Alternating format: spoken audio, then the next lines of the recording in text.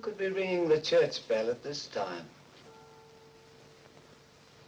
Maybe it ain't an ooh, Father. Maybe it's an it.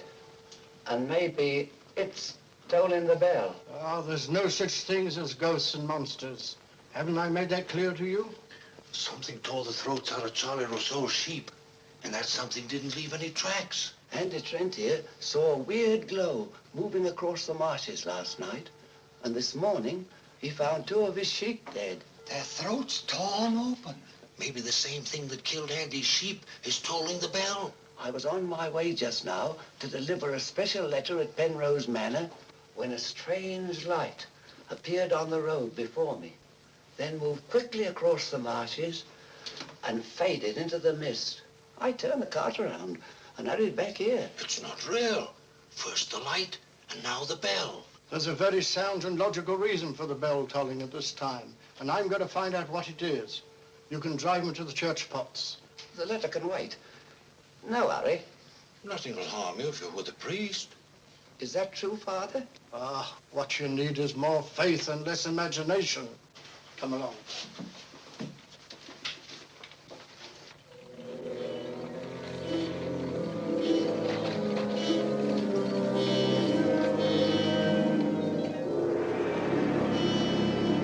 I better deliver that letter to the manor. I'm sure it's important.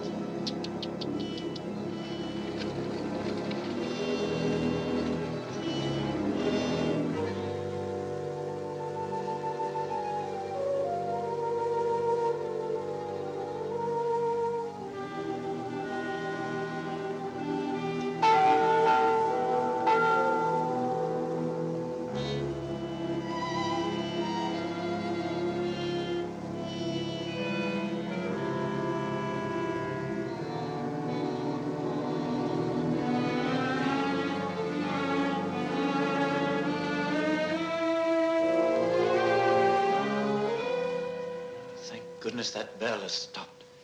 Odd. It's tolling at this time of night. I don't like it. What with this phantom roaming the marshes? I saw it again tonight. Who would that be?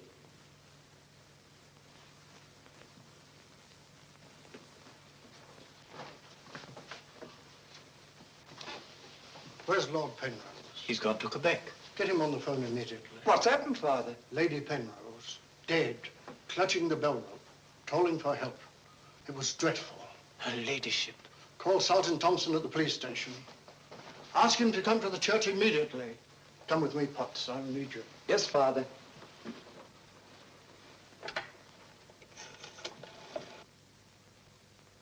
Operator, put me through to Quebec. Lord William Penrose. Yes. He's addressing a meeting of the Royal Canadian Occult Society at a Quebec hotel. It's urgent, sir. Page? Yes, sir? Lord Penrose. Lamont Rouge is on the telephone. It's urgent. He's in the gold room. Yes, sir.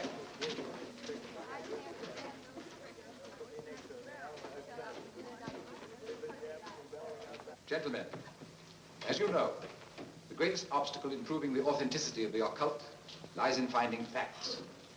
However, if the facts are there, even the most hardened skeptic, provided it has an open mind, must finally acknowledge the actual existence of the supernatural. Do you admit that, Mr. Holmes? Facts are always convincing, Lord Penrose. It's the conclusions drawn from facts that are frequently in error. Yes, in the case of the Hound of the Baskervilles, as well as in the adventure of the Sussex Vampire, we found Watson, please. Oh, sorry. Well, gentlemen, this time I have facts. Cold facts. Many years ago, 100 to be exact, an apparition appeared at night in the village now called La Mort Rouge. The following morning, 3 people were found dead, their throats torn out, hence the town's rather grim name. Interesting, yes. But facts? No. I hardly think the tales of superstitious peasants can be considered... I haven't finished, Mr. Holmes. La Mort Rouge has again been the scene of these strange and unexplainable occurrences. Unexplainable, that is, from your point of view. Several of our most responsible citizens have actually seen the strange apparition on the marshes at night. And next morning, sheep were discovered... with their throats torn out and no traces of the killer anywhere to be found.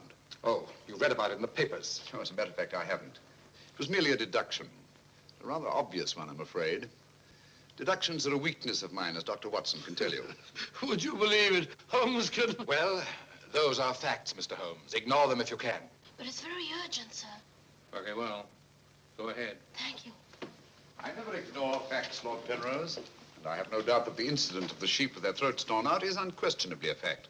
However, the interpretation of this fact as being final proof of the existence of the supernatural is merely supposition, and therefore cannot be accepted without further data. Your opinions, Mr. Holmes, are undoubtedly the result of your inability to cope with something beyond the realm of your comprehension. Myself, man, this is... I'm sorry, John, but this ridiculous skepticism... Yes, what is it, my boy? La Mort Rouge on the telephone, sir. Very urgent, my lord. Excuse me, gentlemen. I'm afraid, Lord Oh, it's Penrose... quite understandable, Sir John. Lord Penrose is deeply entrenched in his beliefs. That's his privilege. Oh, hang it all, Holmes, the fellow was positively rude. Well, shall we see a little overwrought, Watson? I'm leaving immediately.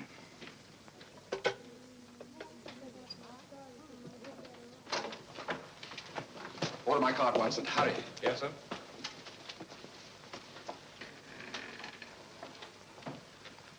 Gentlemen, my wife has just been found dead. Her throat torn out. In exactly the same manner as the sheep. This is terrible. I say, you don't think that it's... Undoubtedly, Mr. Holmes, you would call it murder by person or persons unknown. I'm sorry. If I can be of any assistance, Thank you, no. I'm afraid the happenings in La Mort Rouge wouldn't interest you, Mr. Holmes. Under the circumstances, I think we should adjourn. Yes, indeed, Sir John. Holmes, what a terrible thing. Sir John, would you be good enough to convey our condolences to Lord Penrose? Yes, I'd be glad.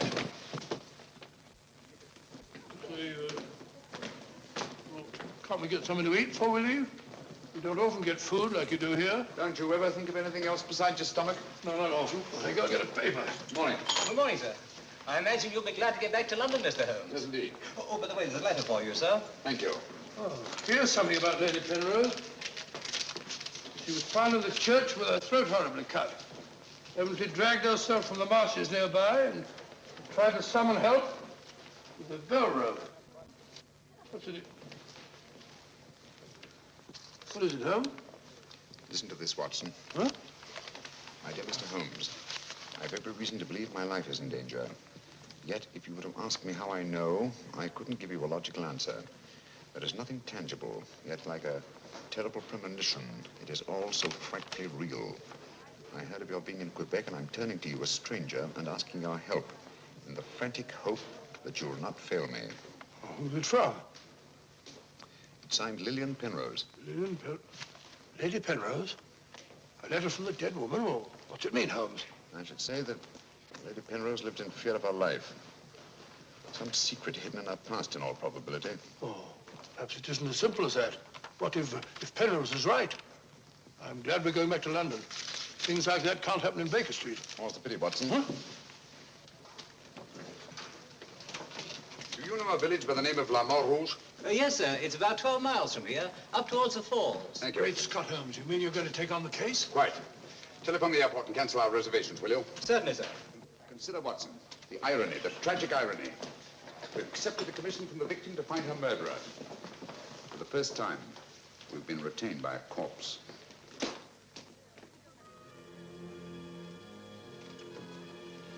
Doesn't seem to be a bell.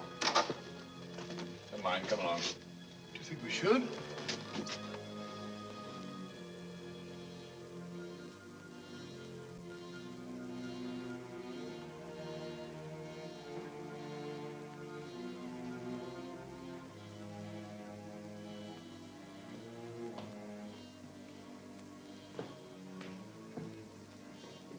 What a cold, cheerless-looking room.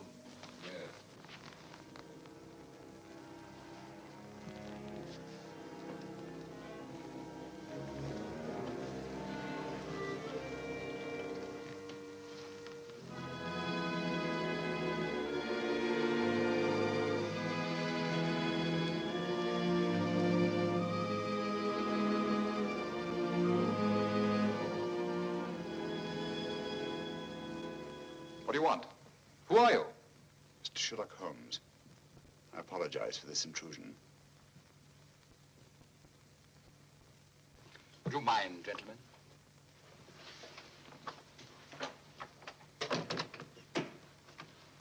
Holmes, is it your custom to burst into people's houses without ringing the bell? We couldn't find the bell, sir. If you've come here to use the death of my wife to prove your theories, I must ask you to leave. Penrose, I received this letter from Lady Penrose this morning.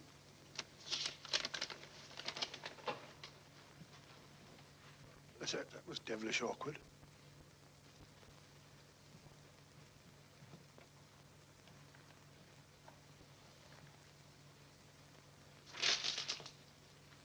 I'm afraid you're a little late, Mr. Holmes. My wife's dead. And I've come here to find her murderer. You might have saved yourself the trouble. I'm convinced that the solution of this horrible deed lies in an understanding of psychic phenomena. Although I don't expect you to admit that, Mr. Holmes. I assure you, Penrose, I neither believe nor disbelieve in anything, including psychic phenomena. If I could just see Lady Penrose, it might help dispel much of the mystery that surrounds these happenings in the Montrouge. Drake! Why don't you answer the blasted thing? Sergeant Thompson has charge of the case. You'll find him at the police station. And now I must ask you to go and take your assistant with you. You'll excuse me if I don't show you out. Drake! Drake! Drake, where are you? What?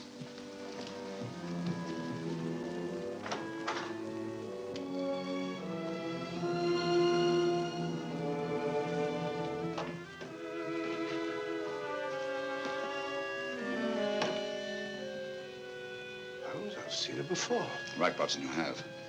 Yes, but where? Never mind that now. You must examine the wound before Penrose returns and has us thrown out of the house. Clumsy job. Just missed the jugular vein. It must have bled to death. And it bled for several hours, eh? Possibly more. Long enough for Penrose to leave Le Montrouge and reach Quebec in time for the meeting? Holmes, you don't suspect I Penrose? suspect nobody, Watson. I was just asking a question. I beg your pardon, gentlemen. There is another who desired the death of her ladyship. I saw it last night in the fields, moving in and out of the shadows. You're the butler, aren't you? I was the butler. I've given notice.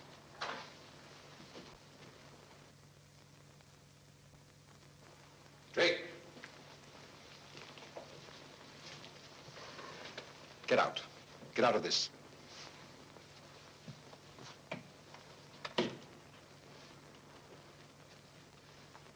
I trust you found what you were looking for. Two things have been made clear to me, Penrose.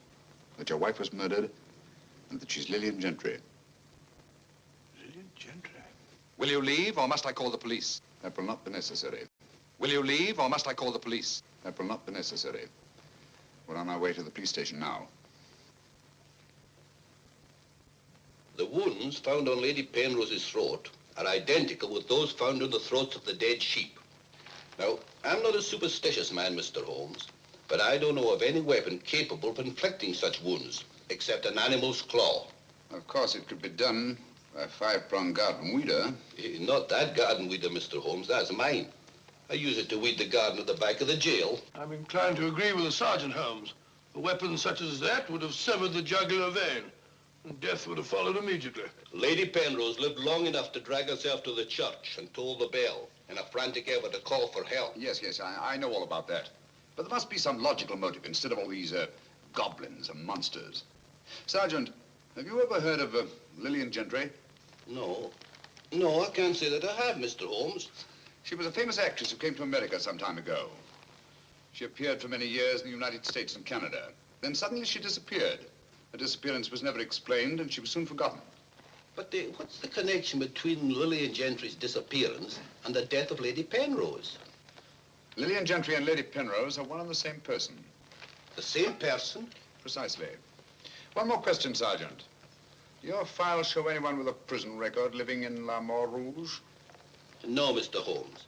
The only person having any connection with a prison is Emile Journet. He came here 2 years ago with his daughter and bought the hotel. He was a guard at Talon Prison. Thank you, Sergeant. I hear there are a lot of prairie chicken in these parts. I'd like to have a bag of them someday. I think that can be arranged, though.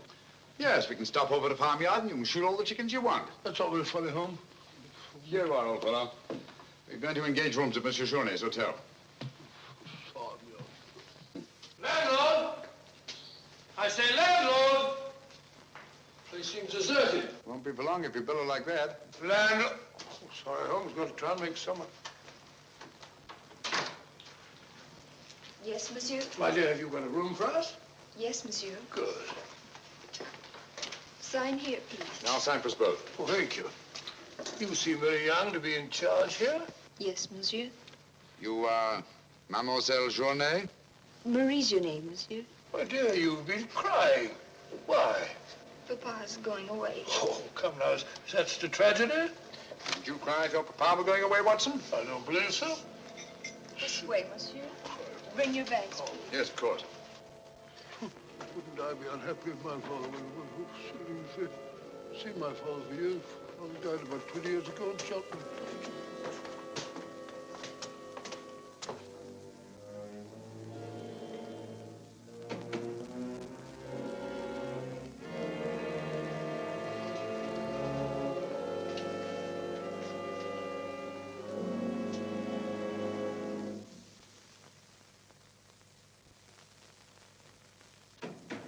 Some talk of Alexander and some of Hercules, of Victor and Lysander, such great names as these. Bills. That's the way it goes, Emil. It costs money to be born, and it costs money to die. Do you know who that was in the car? It was Sherlock Holmes. He's here now. What do you think he'll find? Ghosts and monsters. What else is there for him to find? There's nothing. I don't know. You're afraid, Emil? Of course I am, and so are you. Who isn't? Why should Sherlock Holmes come here? To investigate the death of Lady Penrose. What else? I'm afraid Mr. Holmes will return to London a sadder, but a wiser man. Why do you say that? Well, you can't arrest ghosts and monsters, can you now? Well, I'm on my way. The mail must be delivered. Some talk of Alexander, some of Hercules. That's better. This room gives me the creeps. It is very seldom used, monsieur. It isn't often that strangers come to Le Mont Rouge, and when they do, they never stay. I can't say that I blame them. Will your father be away for long? I don't know, monsieur. When is he leaving? I don't know. Marie! If you need anything, just ring, monsieur. That girl's frightened, Holmes. Obviously. She made the mistake of telling us that her father was leaving. Huh? You don't think that Journay... Suppose we have a little talk to Monsieur Journay. It might prove illuminating. Didn't I tell you not to answer any questions? Yes. Didn't I tell you to keep a silent tongue in your mouth? Yes, Papa. So you told them I was going away? Yes, Papa. I'll teach you to keep your mouth shut. Monsieur Journay, just why are you leaving La Mont Rouge at this particular time? I'm not leaving. What gave you the idea that I was? Your daughter? My daughter's mistaken. I merely said that I would like to go away. I've just been teaching her the difference. Yes, so I observed. I can't say that I approve of your method, sir. I'll ask you to mind your own business. Run along, dear. Oh, there, my dear. Disgraceful, hitting a child. Monsieur Journay is quite right. It's none of our business. Monsieur Journay, what do you know of the death of Lady Penrose? Only what everyone in the village knows, that she was killed by the monster. You've seen this monster? No, but who else could have done this terrible thing? Sheep have been killed, their throats torn out. You were a jailer at Talon Prison, weren't you? Oh, yes, monsieur. Why did you decide to come to La Mont Rouge? Well, I always wanted to own a hotel, and I heard this one was for sale, so I bought it. That was 2 years ago. Yes. I believe it was about the time the monster made his reappearance, wasn't it? Do you suspect me of being the monster, Mr. Holmes? No. I was just remarking a coincidence. I thought you didn't believe in those things, Holmes. Quite right, Watson, I don't. At least, not in the supernatural variety.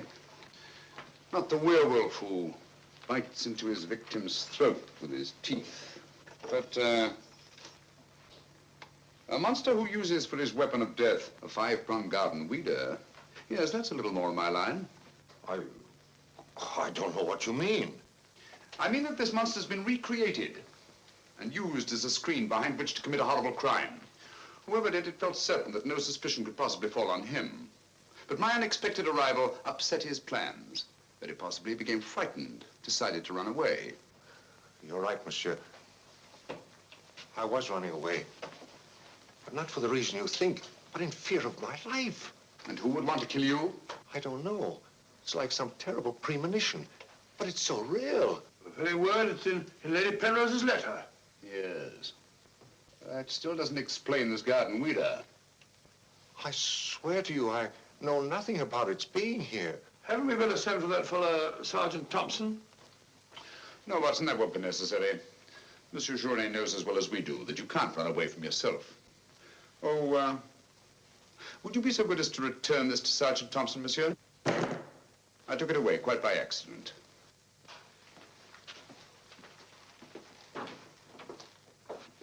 Monsieur Journet knows as well as we do. You can't run away from yourself. This fellow Journet seems a very frightened chap. Do you think he'll have any connection with Lady Penrose's murder? Time will tell us many things, Watson. And now, my dear fellow, there's something you can do for me, if you will. Anything, Holmes? I knew I could rely on you. I want you to mingle with the people in the cafe tonight. Find out all you can and keep a particularly sharp eye on Journet. But you sort of take over the case. That's right, old boy. I want to get a good night's rest before starting out again in the morning. Oh, and incidentally, make yourself as inconspicuous as possible, will you? Inconspicuous? You can depend on me.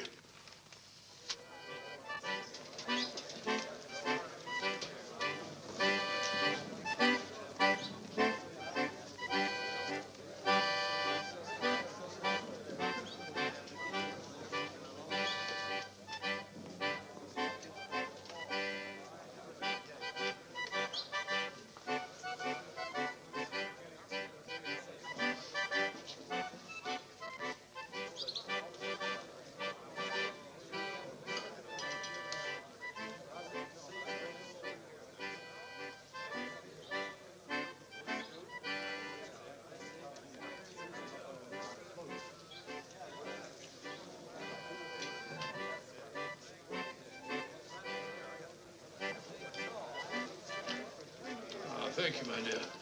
I'm glad to see that the tears are all gone. You feeling better? Thanks to you and Mr. Holmes, Papa's not going away. Not going away? Oh, good.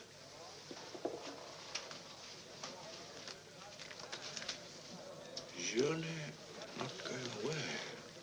There are many phases of the supernatural, Mr. Drake. Witchcraft, vampires, werewolves, ghosts, monsters. You'll find them all in the history of crime. So I say to myself, Potts, this is the handiwork of the supernatural. I gather that your name is Potts, that you're interested in the detection of crime. Allow me to introduce myself. My name's Watson, Dr. Watson of 221B Baker Street, London, England. How'd you do, sir? Here's the crime. Bigger and better crime. I deduce, my good man, that you're somewhat drunk. Yeah. Sharp he is. Sharp as a tack. And just as flat-headed. You might also deduce that I'm leaving this place. Getting out. As soon as the bus I'm waiting for hoots its hooter. I believe they say honks its hooter in these parts. Hoots to me, honk to you. Hoot, hoot. My dear fellow, I don't care two hoots whether it's hoot or honk. Oh, that's my bus, gentlemen. I just heard it hoot its hooter distinctly. If you solve this case, let me know. Personally, I'm betting on the monster. You take my advice, Patsy. Get out of this place before they find you with your throat cut.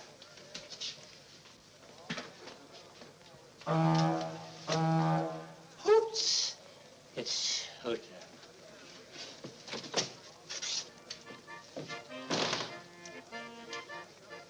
Nervous? Well, the thought of having your throat torn out by some monster isn't likely to make you very gay, Dr. Watson. No, indeed. Some of Monsieur Journet's excellent wine will soon remedy that. Marie, would you bring a bottle of this excellent wine for my friend here? Yes, monsieur. Mr. Potts, as a student of the occult, supposing you give me your theory of this murder. You like this wine? Oh, but Dr. Watson, I never drink anything stronger than milk. Teetotaler? No, hiccups.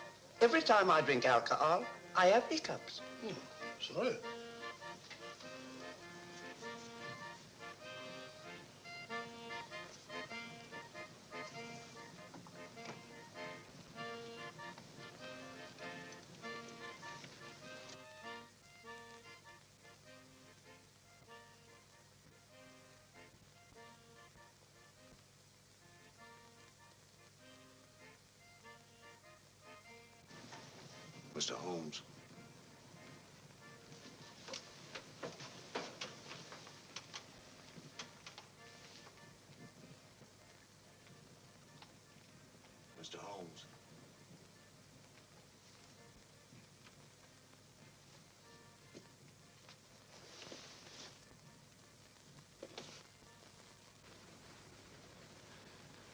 This circle is where the murder actually occurred. Yes, Mr. Holmes. There's a footpath just beyond the church which leads across the marshes. Follow it for half a mile and you'll be there. Thank you, Sergeant. I'm sure I'll find it. Mr. Holmes, I wish you'd let me go with you. It's dangerous on the marshes at night. These swamps, one false step... I'm sorry, Sergeant, but it's important that I go alone. I'll keep close to the path. Well, will Dr. Watson be going with you? No, Sergeant. I asked him to do some research work of his own, and by now he's probably magnificently involved. Good night. Good night, Mr. Holmes. But according to your theory, Dr. Watson, everyone in the village is under suspicion. Pardon me. It's quite all right. Oh, thank you. Murder is a very interesting study, gentlemen. I well recall a short story by that brilliant author, G.K. Chesterton, in which the murder is committed by a postman. I refer, of course, to The Invisible Man, a brilliant bit of deduction on the part of Father Brown. I'm a postman. Precisely why I mentioned it, to illustrate the absurdity of assuming because one man in a postman's uniform is a murderer, any other man in the same uniform should be suspected. Thanks. Had me worried for a minute. Oh, Philistine, flabbergab. A child can see that this ridiculous monster has got you all afraid of your own shadow. I saw Lady Penrose. I wouldn't like it to happen to me. I'll be getting on. I'm going with you. Good night, Doctor. Good night. It's right all right.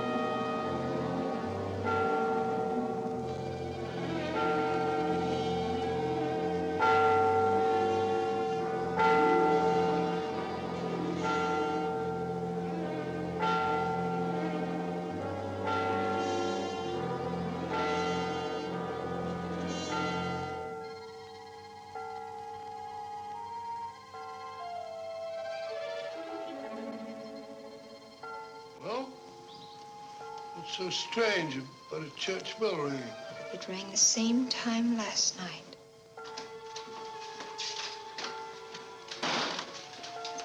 Excuse me, Dr. Watson. Can you tell me if Mr. Holmes is armed? Armed, my dear fellow? Why should he be? He's gone to bed. You're wrong, Doctor. He went out in the marshes alone.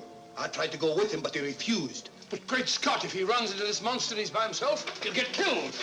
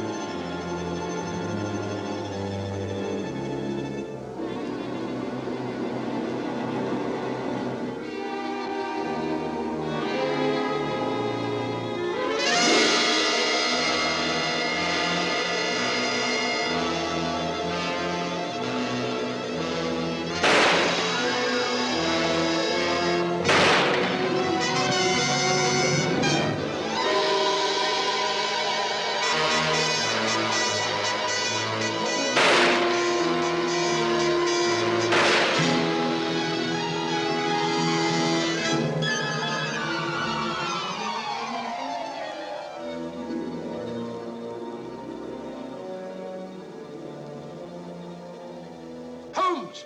Holmes! Are you all right? Where are you, Watson? Here I am. Over here, Holmes. Watson, where are you? I'm in the bog.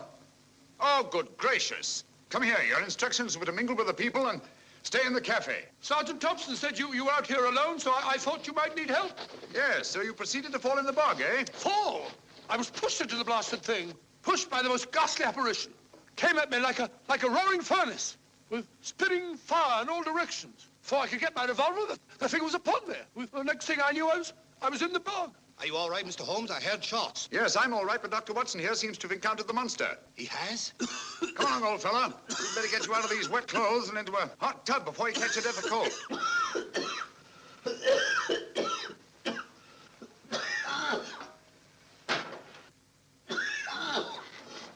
Yeah, you've had enough of that.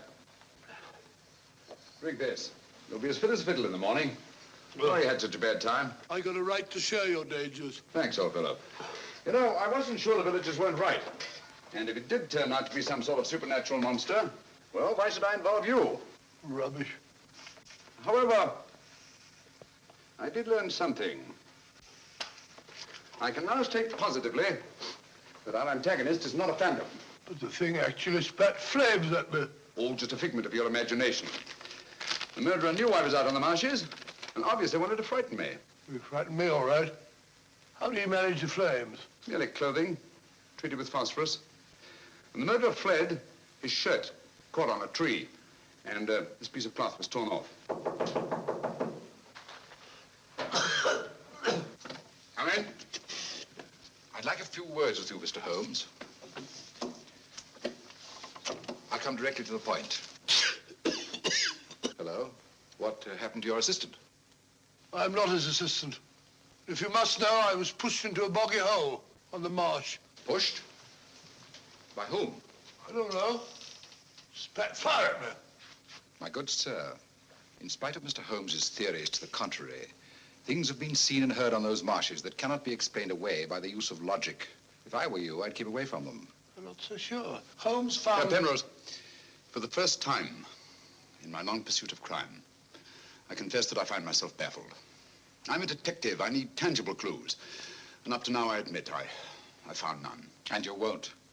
I advise you to leave La Mort Rouge. Tonight, you escaped with your life. Next time, you may not be so fortunate.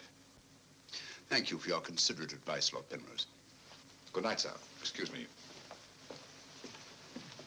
Oh, good night. I don't like that fellow, Holmes. Why do you think he came here? He wanted to find out if we discovered anything. He seemed very pleased when I told him we hadn't. Now, Watson, there are one or two questions I want to ask Sergeant Thompson. You stay here. I have a vitally important job for you. Anything, Holmes? What do you want me to do? Go to bed. Yes, it's cotton fabric. Yeah, take a look. That discoloration, the purple ink must have been spilt on it. Possibly. I should say this cloth was red with blue lines. Probably large checks. Yes, it seems to have been laundered a good many times. The blue lines are almost completely erased. Yes, you can scarcely see them.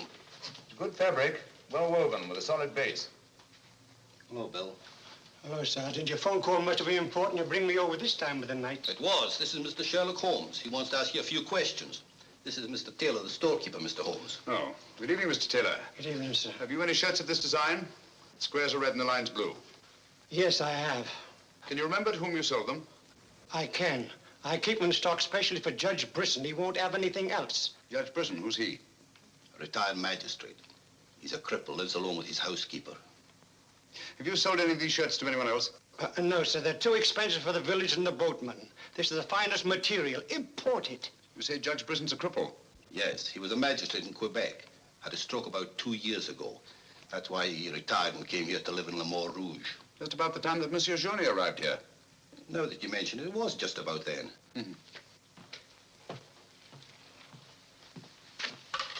Hello, operator? Give me Judge Brisson's home, will you? Thank you.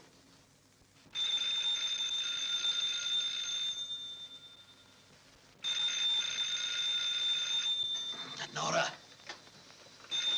Let it ring. Haven't I told you not to answer the phone at night?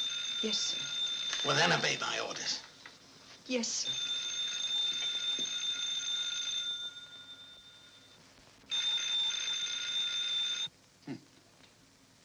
No answer. Where'd you live? On the Marsh Road. But I don't advise you to go there after dark, Mr. Holmes. The place is a fortress and guarded by a savage dog. I think Dr. Watson and I will have to pay Judge Brisson a visit in the morning. Good night, gentlemen. Good night, Mr. Holmes.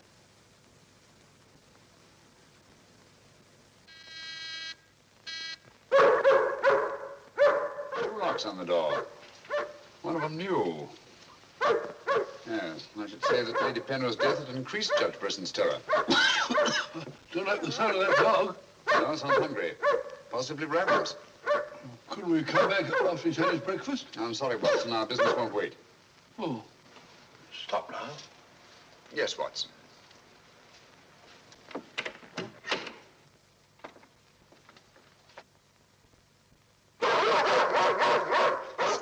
Good Fido. Good Fido. Good Monty. Good Winnie. Who is it? Sherlock Holmes and Dr. Watson. I telephoned Judge Brisson we were coming. You can't come in. He's given orders no one is to be admitted. You wouldn't want Judge Brisson's death on your hands, would you? No, sir. And you'd better let us in. I'll probably lose my job for this. Not after we've talked to Judge Brisson. My good woman, you keep an eye on that dog. Oh, don't worry, Watson. You know as well as I do. The dog won't touch you if you're with its master or mistress. Well, you know it and I know it. You're quite sure the dog knows it. Good dog. Happy dog. Nice, Winnie. Good, good Winnie.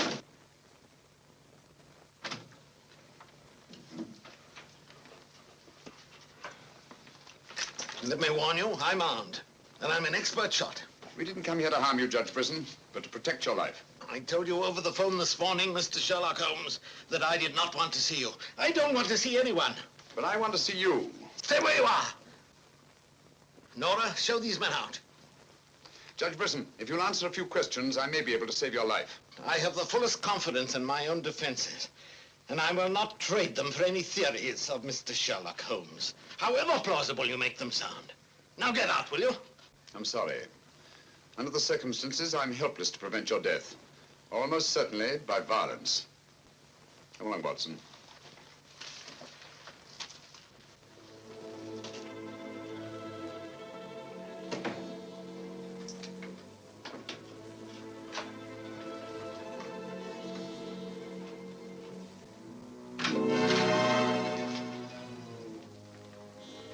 Pardon me. May I trouble you with that envelope? I must have dropped it.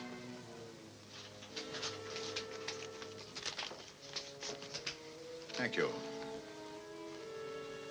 You're a very clever man, Mr. Holmes. A crude device, Judge Brisson, but it's confirmed my suspicions that you're not the cripple you pretend to be. I'm sorry. But I'm frightened of everything and everybody. Why don't you sit down? You want to get shot, Holmes? Come in, Watson, and close the door. Sit down, old fellow. Judge Brisson has decided not to shoot us. Oh, very kind of him. Gentlemen, this fear is driving me mad. It's quite understandable. The whole village seems to be consumed with fear. But in your case, judging from your vicious dog, those barred windows, and that hunting rifle, it's not fear of the supernatural. Just what are you afraid of? Well, truthfully, Mr. Holmes, I don't know. And yet I feel its very presence.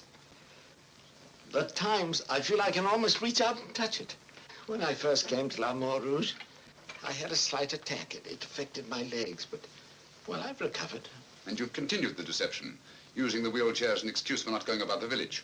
Well, you see, people would be more inclined to accept my hermit-like existence. Yes, naturally. Tell me, Judge Brisson, had you ever heard of Monsieur Journet before you arrived at La Mort Rouge? No, I hadn't. How many of these shirts has your housekeeper purchased for you? Oh, 4 or 5. I'm not positive. You still have them?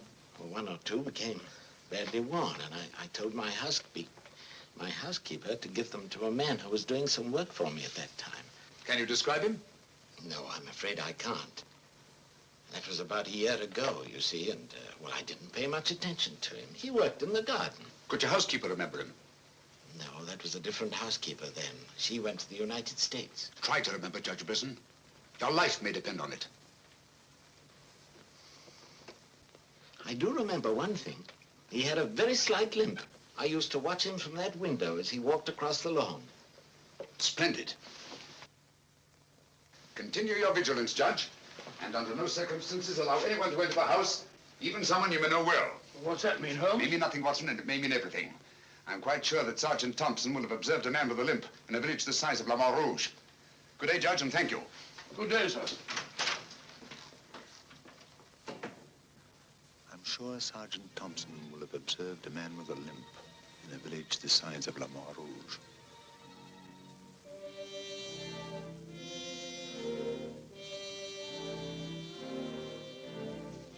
This is what's left of the Delaport Hotel, Mr. Holmes. Dana sleeps here when he's in La Rouge. Spooky old place. The villagers call it the ghost house. It's been deserted for years.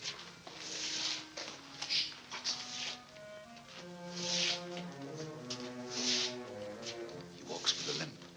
The left foot, I think. To the trained ear, Sergeant, footsteps have a characteristic rhythm as identifiable as fingerprints.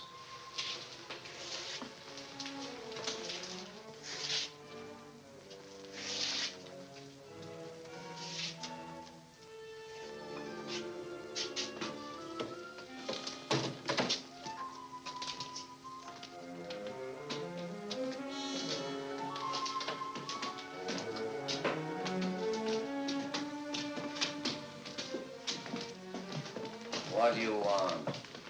Come to have a talk with you, Tanner. I've done nothing. Then you won't mind answering a few questions. What do you want to know? Tell me, Tanner, where were you 2 nights ago? Down the river. And last night? I just got back tonight. You're lying. You can't frighten me. But now I got a job to do. Quite evident that you haven't been on the river within the last 48 hours. Are you trying to make me out the murderer of Lady Penrose? How do you know she was murdered? I'll tell you how you know she was murdered. Because you murdered her. Holmes, look! In there! The monster! That's right, Watson. One of Brisson's shirts, which Tanner here treated with phosphorus. Take him, Sergeant. I'll give you all the evidence later. Look out!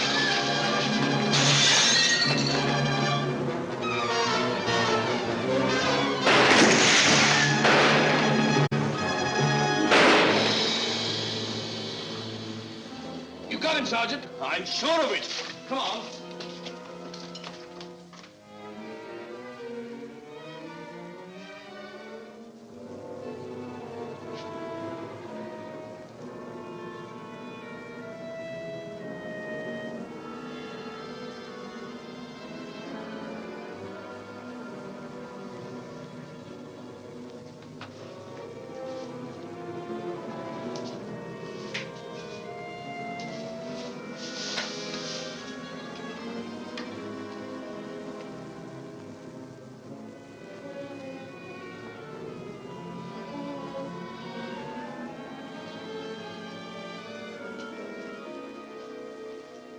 I see no reason why we shouldn't leave for home tomorrow.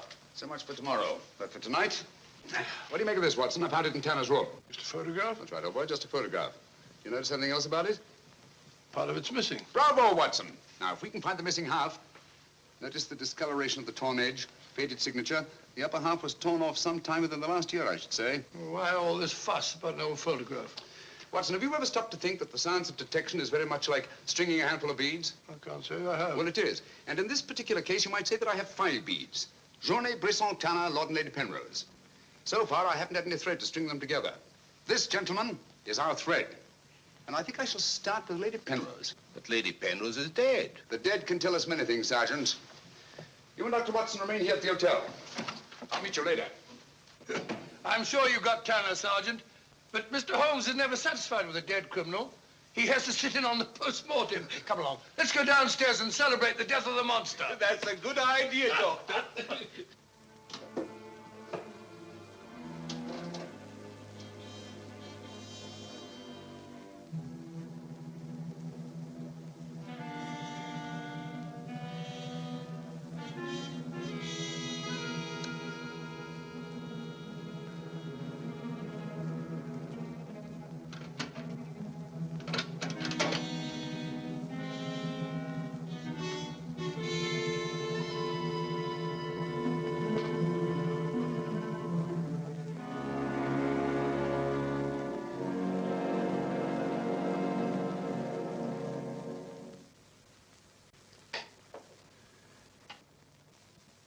So the great Sherlock Holmes becomes a common thief.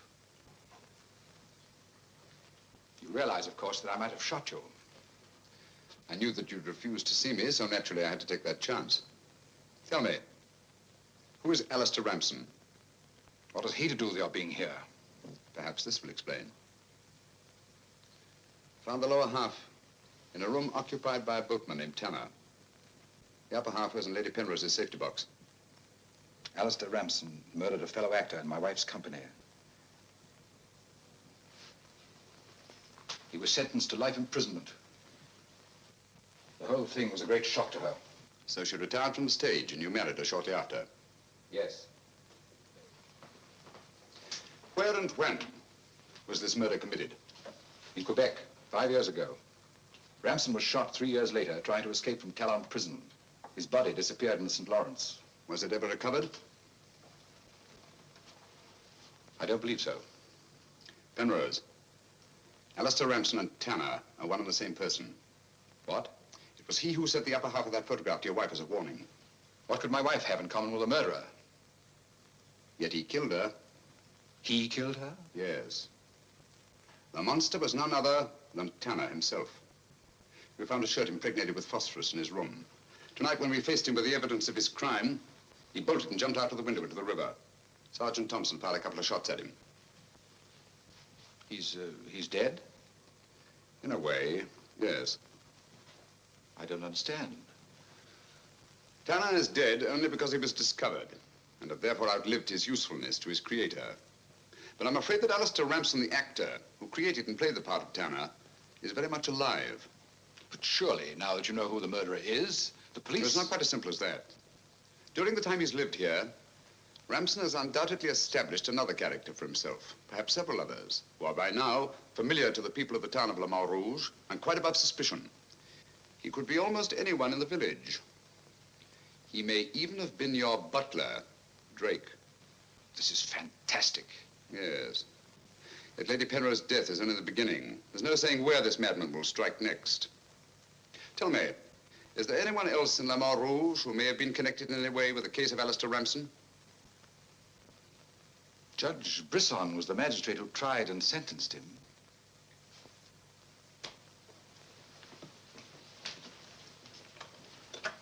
Operator? Operator, give me Judge Brisson's home. It's urgent.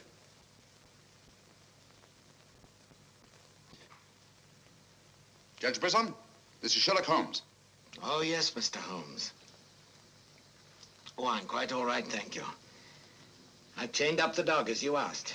As I asked? I haven't telephoned you before. Somebody's obviously imitated my voice in order to gain access to the house. Well, certainly, Mr. Holmes. I'll lock all the doors and await your arrival. Yes.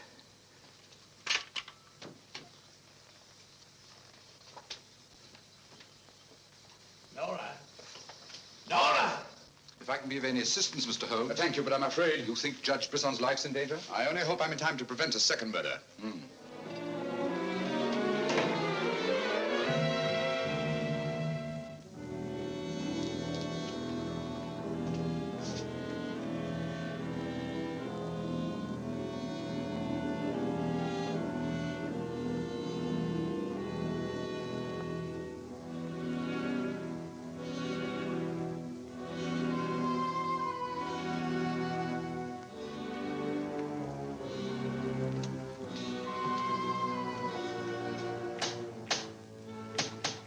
That's Mr. Holmes. Show him in.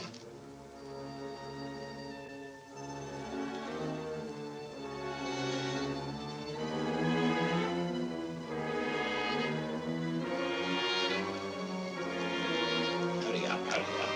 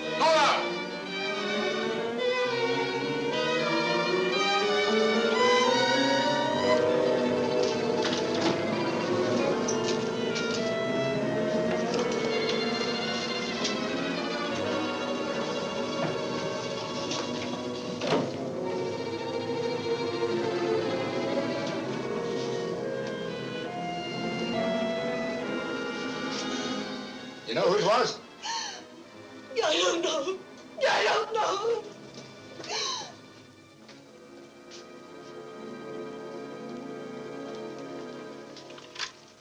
Hello? Operator, Monsieur Jaunet's cafe. I want to speak to Sergeant Thompson. It's urgent.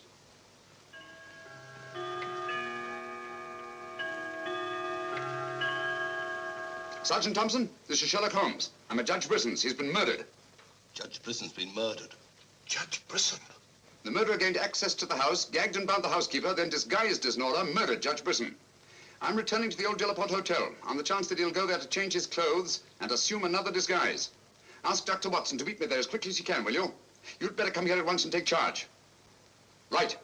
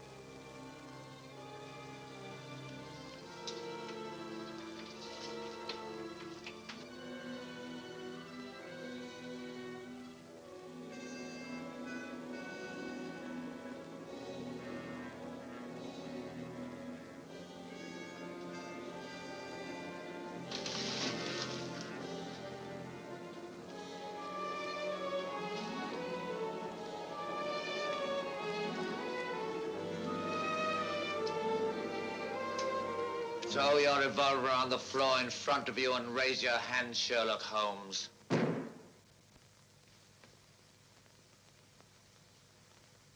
I should have thought you would have felt more at home in the spotlight. I see you finally identified me. Jack Tanner and Nora, the housekeeper, were brilliant. You should really take a bow.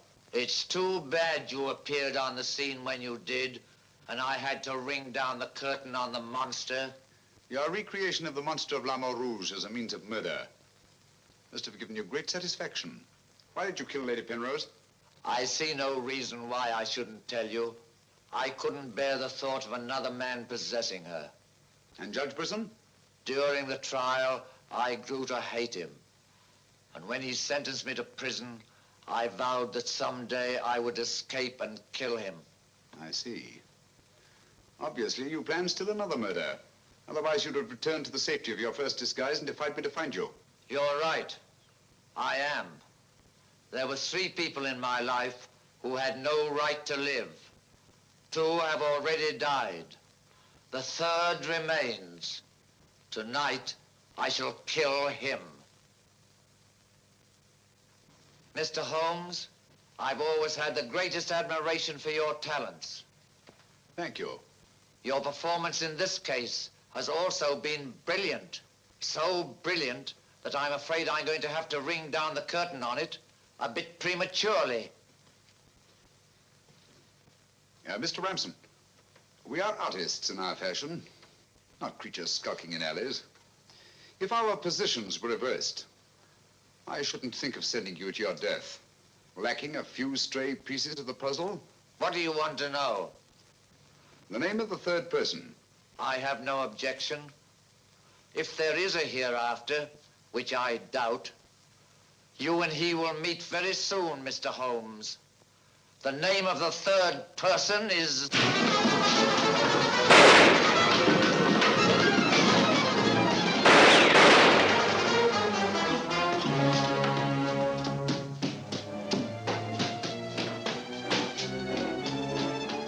Coming, Holmes! Look out, Watson!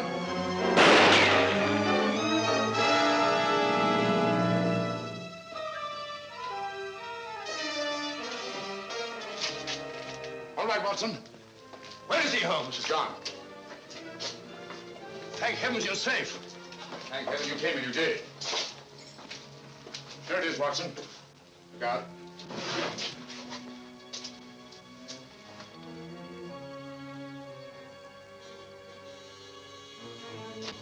So you got away again? Yes, Watson. Over that warehouse roof, most probably. What a fellow's a room. Yes. This is obviously the secret room where his disguises were created. Looks like an actor's dressing room. He is an actor, Watson. One of the finest acting talents of our time. Look at this. Nora, the housekeeper. His name's Alistair Ramsden. Alistair Ransom? Never heard of him. No, that's not important. The important thing is that he murdered Lady Penrose and Judge Brisson. Great Scott, he did it. Yes, Watson. This Ramsden is a paranoiac. His orgy of crime is not complete. There's still another.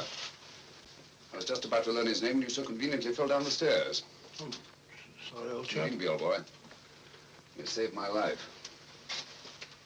Look at this, Watson. Tanner. Tanner? Where do you think he'll strike next? Obviously, Journet is to be his third victim. Journet?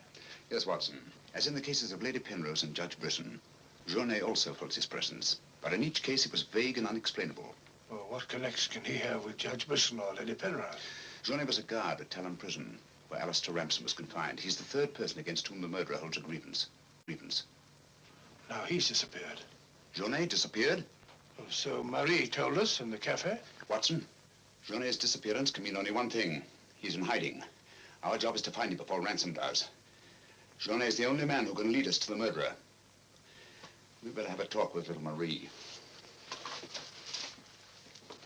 Raise your voice and sing along, sing till the echoes ring. Don't ever let a single soul worry about anything.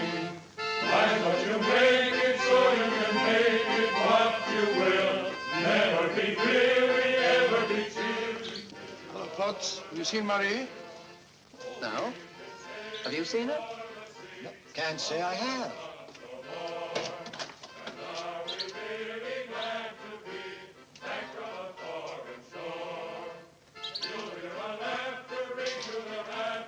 Marie?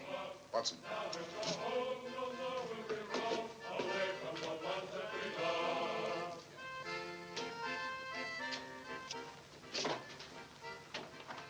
What is it, Holmes? I'm afraid we're too late. Marie.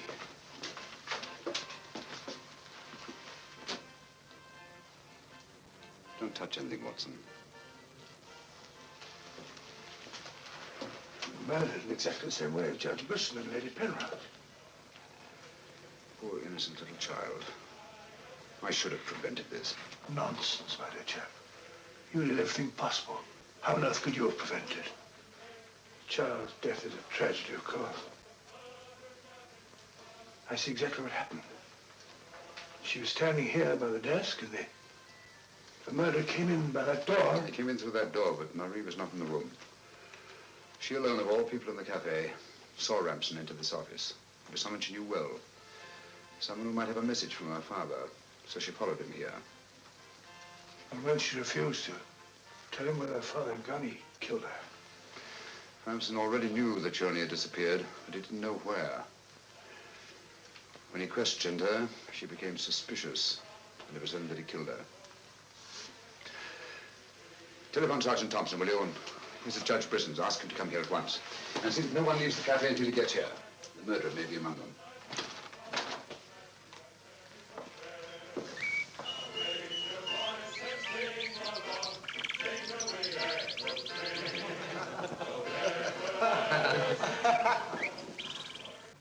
What could have happened to Holmes?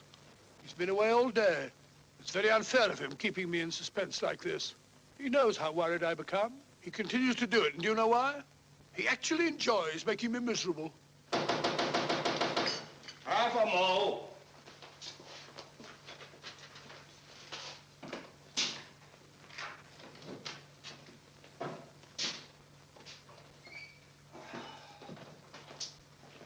No good, Watson. It won't work.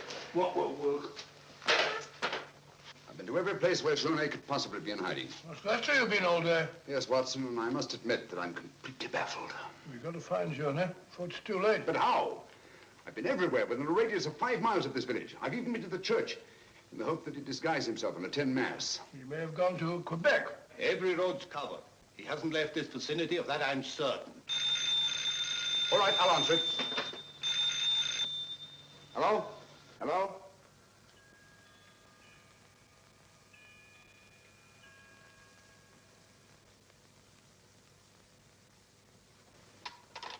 Who was it, Holmes? Watson, get your hat and coat. You're very rude, Holmes. You leave me all day long with that very dull inspector. I ask you a perfect polite question, and all you say is, Watson, get your hat and coat. We're going to find Journey. Sergeant, you wait here till I call. Watson, do this. Watson, do that. Watson, get your hat and coat. Watson, take that. Watson, do that. Brisson's house. Watson this, Watson. It's my opinion that Judge Brisson's house is the last place that you'll find Journey. Put yourself in Journey's position, Watson. Where's the most likely place that Ransom would look for you? Certainly not in the very house in which he's just killed one of his victims.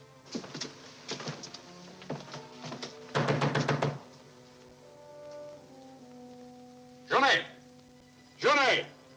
It's Sherlock Holmes and Dr. Watson.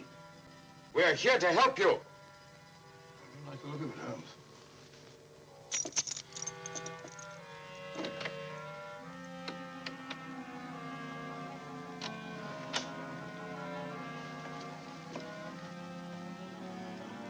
Holmes! Holmes! Where are you?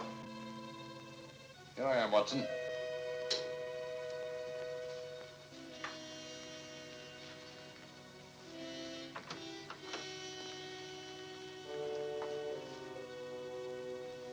Johnny!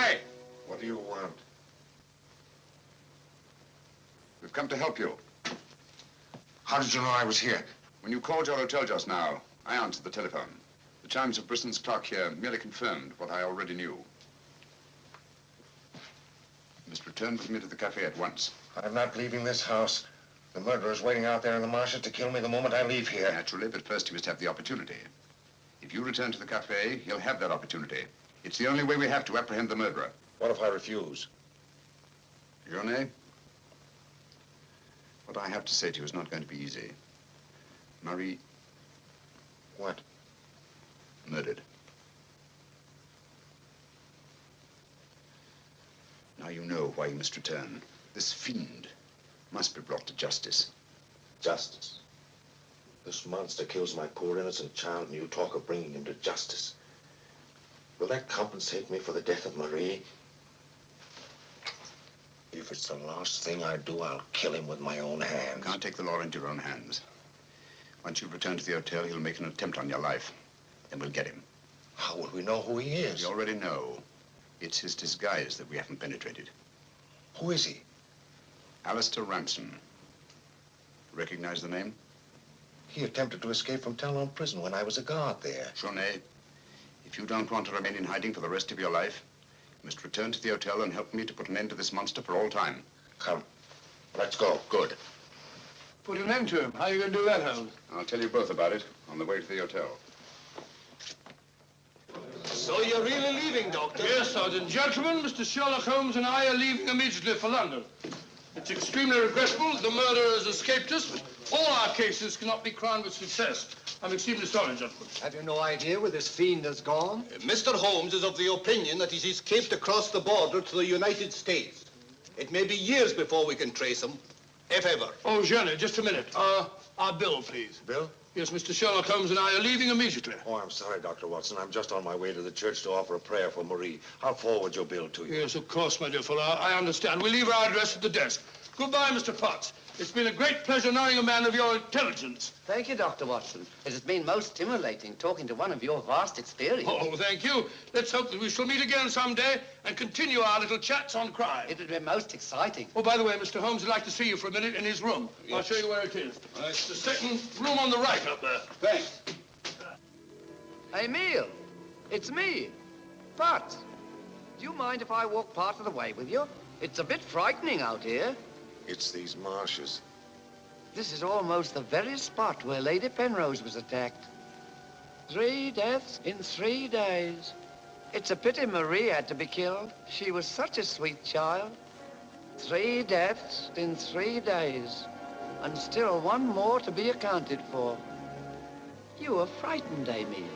It's strange to see you showing fear. The man I hated at Talon Prison?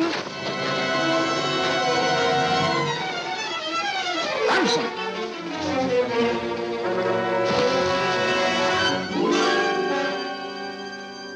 Sherlock Holmes. Yes, Mr. Ramson. So you see the final curtain has not fallen after all. I thought you were on your way to London. Naturally, that's what I wanted you to think. That's why Dr. Watson announced our departure in the cafe. Journey's leaving was purely bait to bring you into the open. I merely replaced Journey once he was outside on the street. May I say, Mr. Ramson, that your disguise as a postman was a masterpiece of ingenuity. Your very choice of the role put you above suspicion. It was quite easy. I simply disposed of the real Mr. Potts after he had passed his civil service examination and had been assigned to La Rouge. You realize, of course, that you'll never hand me over to the police alive. It's not my function to be your executioner. My duty is to hand you over to the authorities, which I fully intend to do. You're an optimist, Mr. Holmes. No, not necessarily. We're surrounded by police awaiting my signal.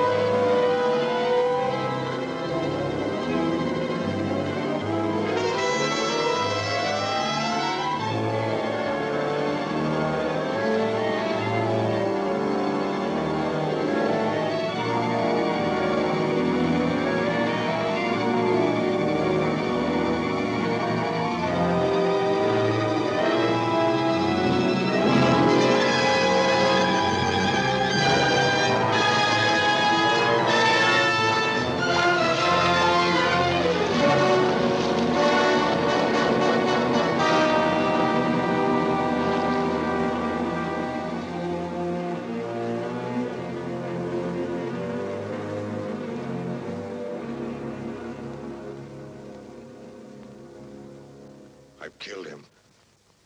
With this. Ransom's instrument of death has been his own executioner. Well, gentlemen, our search for the monster has ended where it began, on the marshes. Eh, Watson? Watson, where are you? Why isn't he here? He was with us a minute ago. Watson! Here I am, Holmes. Where are you? I've fallen in another hole.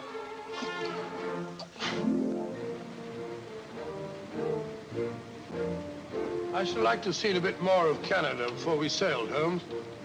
So should I, Watson. Canada.